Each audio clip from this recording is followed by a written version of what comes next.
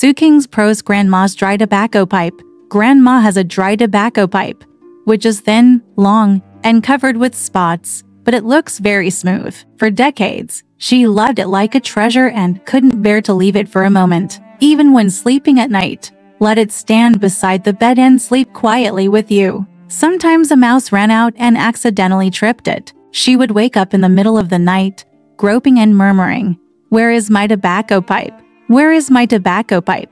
Until I too was disturbed. After waking up and crying, she reluctantly stopped groping for a while, freed up her hands to pat me gently, and waited submissively for dawn. As soon as it got a little brighter, she quickly held up her pipe. So she stopped sleeping. She put on her clothes and got out of bed. Holding the pipe in her right hand and holding the ashtray in her left hand, she walked out of the room step by step and sat down on a bamboo chair in front of the hall. After sitting down, Jung Ma made some forest green tea for her. She took a sip and immediately put down the teacup, picked up her long dry pipe, and started smoking one puff at a time. When the tobacco was burned to ashes, she stopped smoking, knocked the pipe on the ground a few times, pour out the ashes, and then pick out 3 or 5 thick and long mats in the corner of the hall to connect the pipe. The wide and firm mat was inserted straight from the mouth of the pipe, through the thin and long pipe rod, and when it reached the place where the tobacco was installed, it never came out again. So it took a lot of effort from Grandma to use her little finger first, dig out some grass roots, and then use your thumb and index finger to hold the grass roots together and drag them out. When all the grass roots are pulled out, look at its white body, which has long been stained by the yellow and greasy smoke oil. It doesn't look good anymore. This work of clearing dry tobacco pipes seems easy, but is actually very difficult. When inserting the first mat, don't use too much force. If it is too strong, it will easily cause the mat to bounce, thus losing its firmness and no longer being able to insert it straight to the end. If you pull it out halfway, the smoke oil will rise with it, and the smoke will be spicy when you smoke it. Secondly, when dragging the mats in, don't drag them too hastily. Otherwise the mats will break with a slap and half of them will be left in the pipe rod, which will cause trouble to people. My grandmother has decades of experience in this work, and she does it calmly and confidently. This went on for a long time. When I called her crying on the bed, she stood up in a hurry and asked Grandma Jung to quickly wipe her hands with a rag. Then she dragged her cigarette pipe and held the ashtray. Trembling walked back to the room. Jung and I went to sweep the floor, sweeping away the cigarette ashes, and the mat stained by the yellow greasy smoke oil. Sometimes I suddenly thought of using the dry pipe as a bamboo horse to ride. So I asked my grandma, should I give this pipe to Qing? But Grandma's answer was, Qing, good boy, don't ask for the cigarette pipe. Grandma will give you the crutches. Really, Grandma didn't need a crutch. She often used her cigarette pipe as a crutch. Every night, after Jung Ma had packed up, Grandma asked her to hold the candlestick and light the way in front. She held my hand with one hand and held the tobacco pipe with the other, walking step by step into the house to inspect. Grandma's house has 2 entrances, the front and back. The hall is in the middle of the back entrance. My grandma and I live in the main room on the right side of the hall, next to the alley. The room on the left is Jung's mother's bedroom. The main room on the right is empty, and my mother stayed there when she passed away. The wing on the left is used as a Buddhist hall, and my grandmother always goes there to light incense and kneel down every first and half of the first lunar month. After passing a large patio, we move forward. There are 5 rooms and 2 lanes in the forward direction, with the main hall in the middle. The main room on the left is intended for the adoptive uncle to live in, but he is away on business all year round and never comes home. The other rooms are also empty, and they have no known purpose. They are probably used to accumulate sundries. However, my grandmother never remembered what these debris were. She only inspected the doors of each room every night and knocked on the door with a cigarette pipe. When there was no sound, she asked Jung's mother to hold the candle in front and hold the cigarette in one hand. Guan, he took me by the hand and went to the back room to sleep.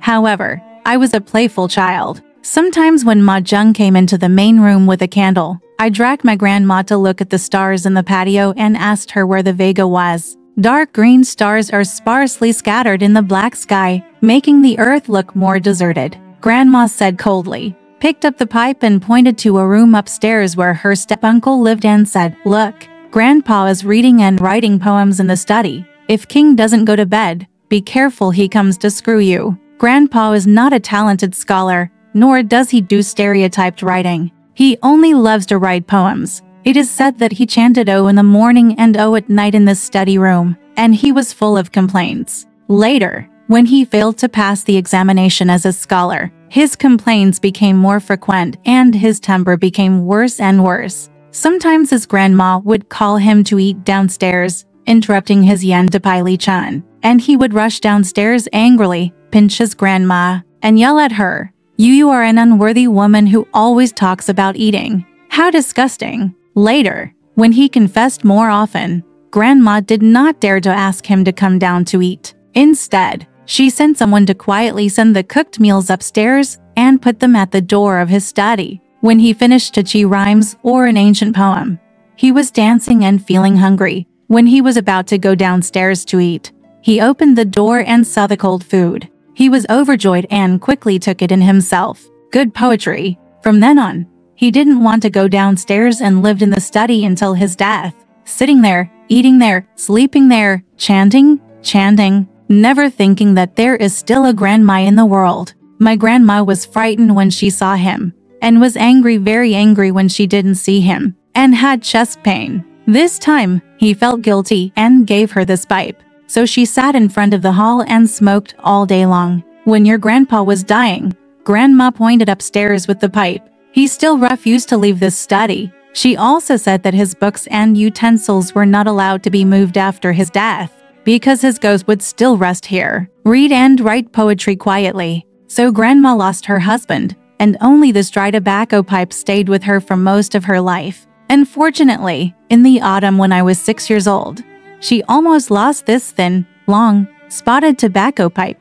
It was evening. I remember very clearly. She said she wanted to go to the temple to pray for treatment. I grabbed her hands and refused to let go, crying and yelling that I wanted to go with her. She said that she could do other things, but not this one, because the stuffing mouth was the emperor's god and wild ghost, and the children would suffer disaster if they saw it. So my mother-in-law and my grandson pushed and coaxed me to the gate, and she got on the sedan chair. I helped Jung Ma back to the room. Jung Ma told me not to cry, and she went to the kitchen to cook dinner for me. After Jung Ma left, I cried alone for a long time, and suddenly I realized that Grandma did not bring the dry tobacco pipe that she had kept with her for decades. It was a miracle, really. So I rode the dry tobacco pipe like a bamboo horse, ran across the courtyard, and galloped in the corridor for a while. Finally, with a double curiosity, I dragged the dry tobacco pipe upstairs. After going upstairs, I followed my grandmother's example and took the smoke pipe and knocked on the door of my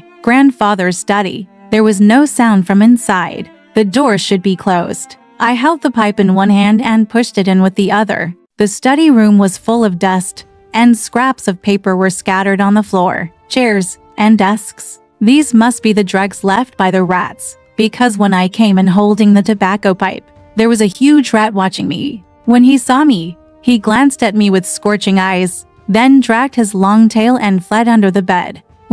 Then I saw my grandpa's bed, an old mahogany bed, with a white and blue flowered linen curtain that had faded in color and was drooping. When the mouse ran by, the tent moved and dust fell. I had heard my grandmother tell stories about zombies. At this moment, I seemed to see my grandfather's corpse about to spread out from the bed tent. He bit his teeth and pushed the tobacco pipe forward. Unexpectedly, he missed it and the tobacco pipe flew straight to the bedside. It hit a hanging portrait and fell directly under the tent. I didn't dare to go and dress up, so I just raised my eyes and looked at the image of the person. Oh my God, the person sitting upright was not a bald monk with thick eyebrows, high cheekbones, and a pointed chin. There seemed to be two more standing next to the monk. Little boy, but the monk's eyes were so terrifying. The cold light was like a sword, making people tremble. I didn't have time to take a closer look and ran downstairs. I fled down the stairs, crying and yelling all the way into the hall behind me.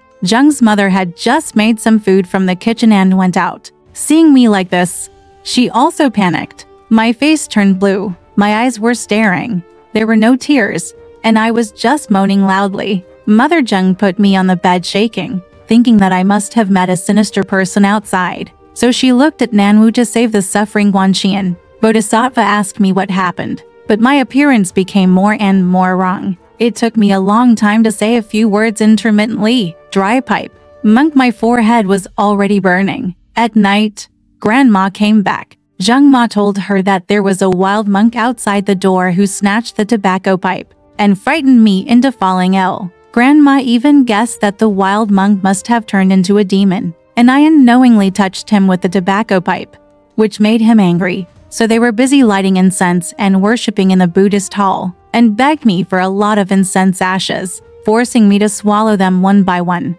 However, my illness still did not improve. This made my grandma really anxious.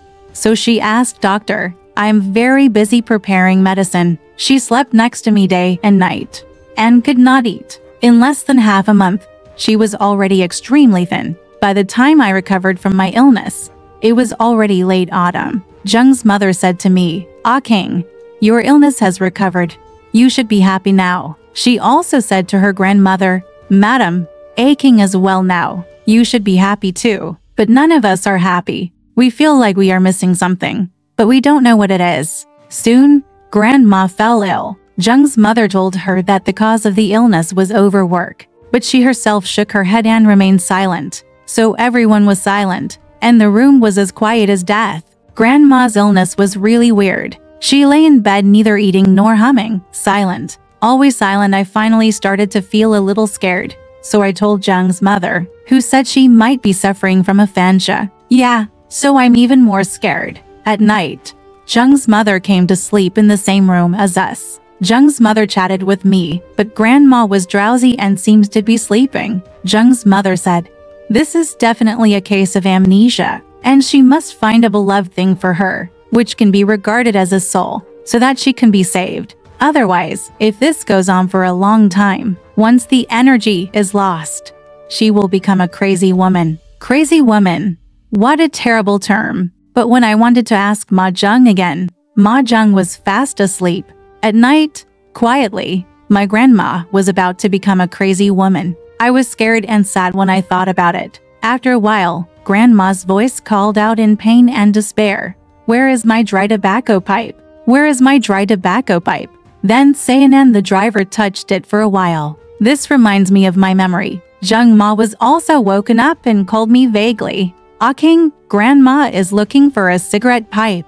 I didn't say anything, but I made up my mind. The next day, when it was getting a little bright, I looked at my grandmother and Zheng Ma sleeping soundly, then quietly climbed out of bed, calmed down for a while, and slipped out of the room. After leaving the door and arriving in front of the hall, a cool breeze blew over me, causing me to shiver, but I gritted my teeth, held my face in my hands, walked through the patio, and went straight upstairs. The earth was quiet, and everyone entering the house was quiet. I mustered up the courage to walk up the stairs. The cool breeze blows coldly from the back of my neck, as if something is pushing me to walk in the mist, floating, and my feet are very relaxed. When I arrived at the door of the room, the horrible memories came back to me. So I gritted my teeth and pushed the door open with one hand. My God, in the dust, under the earthen tent, wasn't my grandma's tobacco pipe neatly placed? With a joyful heart,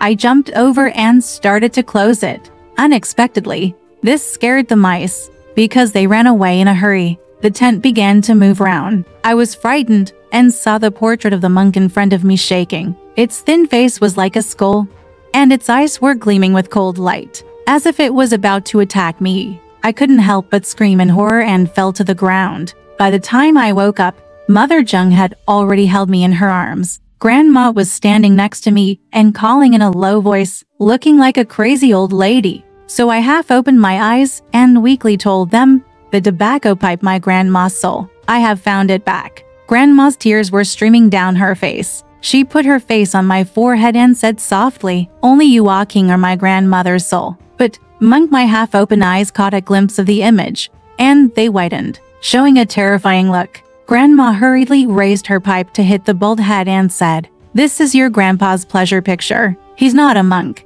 Don't be afraid, King. There are also his poems on it." but I said I didn't want to read his poems. I'm afraid of his cold, shining eyes. So Grandma asked Zheng Ma to carry me downstairs quickly. And she followed down tremblingly, dragging the dry pipe. So everything in the house was as usual. Every morning, Grandma still sat in front of the hall, smoking and blowing the cigarette pipe. At night, she asked Zheng Ma to hold the candle. She held me in one hand and knocked on the door with the cigarette pipe in the other, to listen to what was going on inside. But there was no sound. Grandma and her tobacco pipe were never separated from each other until her death. Alright, this part of the story ends here. Want to know what happened next? Let's listen to the breakdown next time.